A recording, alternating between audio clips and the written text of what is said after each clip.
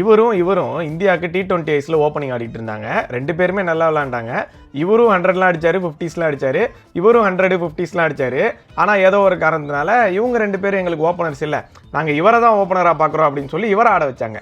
இவரும் ஸ்டார்டிங்கில் நல்லா தான் 50s அடித்தார், 100லாம் அடித்தார்.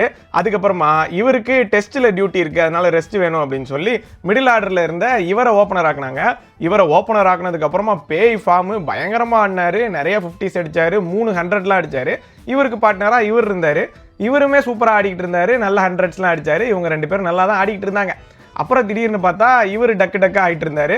உடனே இவரை விட இவர் தான் நல்ல பிளேயர் அப்படின்னு சொல்லி இவரை திருப்பி ஓப்பனர் ஆக்குனாங்க.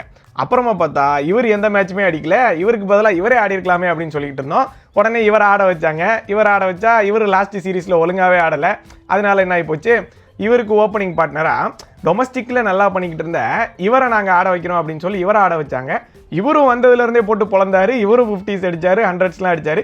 இப்போ வரைக்கும் இவர் நல்லா ஆடிக்கிட்டு இருக்காரு. ஆனால் ஆல்ரெடி சூப்பராக ஆடிக்கிட்டு இருந்த இவர் நம்பர் 1 T20 பேட்டராக இருந்தாலும் லாஸ்ட் 7 இன்னிங்ஸில் 5 டக் ஆகிட்டாரு.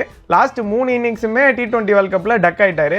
இப்போ இவரை மட்டும் யாருமே கேட்க மாட்டீங்க, இவருக்கு பதிலாக வேறு யாராவது ஆட வைங்க அப்படின்னு ஒரு சில பேரும், இல்லை இவர் நல்ல பிளேயர், இவரை பேக் பண்ணி தான் ஆகணும்னு ஒரு சில பேரும் பேசிக்கிட்டு இருக்காங்க. இதில் இருக்க 6 பேருமே T20யில் ஓப்பனர் ஆனதுக்கப்புறமா சூப்பராக ஸ்டார்ட் பண்ணாங்க, 100, 50லாம் அடித்தாங்க. ஆனால் எல்லாருமே ஒரு கட்டத்தில் ஃபார்ம் அவுட் ஆயிடுறாங்க. ஒரு ஆள் அடித்தா இன்னொரு ஆள் அடிக்க மாட்டாங்க, இன்னொரு ஆள் அடித்தா இன்னொரு ஆள் அடிக்க மாட்டாங்க. இப்போ வரைக்கும் ஃபெயில் ஆகாமல் நல்லா ஆடிக்கிட்டு இருக்கிறது இவர் தான். இவரும் ஃபெயில் ஆகாமல் திருப்பி ஃபார்முக்கு வந்துடுவாருன்னு அப்படின்னு எதிர்பார்க்குறோம். இவர் பேக்கப்பாக இருக்கார். இப்போ இவங்கெல்லாம் என்ன ஆக போகிறாங்க ஒன்றுமே புரியலப்பா.